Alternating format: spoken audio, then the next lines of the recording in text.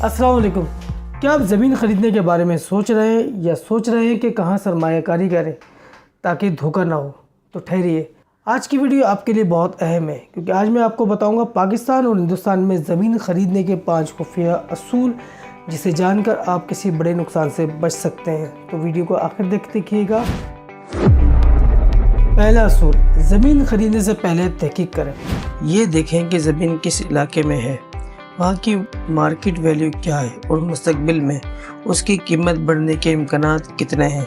अगर मुमकिन हो तो 2-3 प्रॉपर्टी डीलर से मुख्तलिफ मशवरे ले लें। दूसरा असूल, ज़मीन के कानूनी कागजात चेक करें।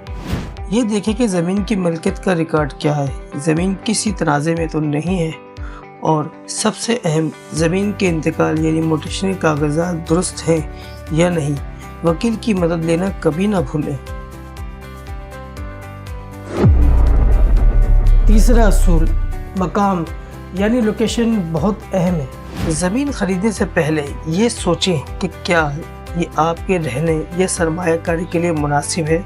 आसपास के इलाके, स्कूल, अस्पताल और मार्केट जैसी सहूलियतों को ज़रूर देखें। चौथा असूल, मार्केट में कीमतों का मवाजना ज़रूर करें। एक ही इलाके में ज़मीन की मुख्तलिफ कीमतें हो सकती हैं, ज़्यादा कीमत पर ना खरीदें। प्रॉपर्टी वेबसाइट्स और डीलर से रब्ता करके दुरुस्त कीमत मालूम करें।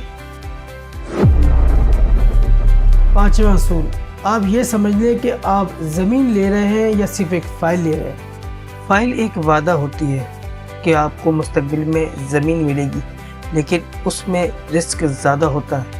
प्लाट की ख़रीदारी हमेशा ज़्यादा महफूज होती है।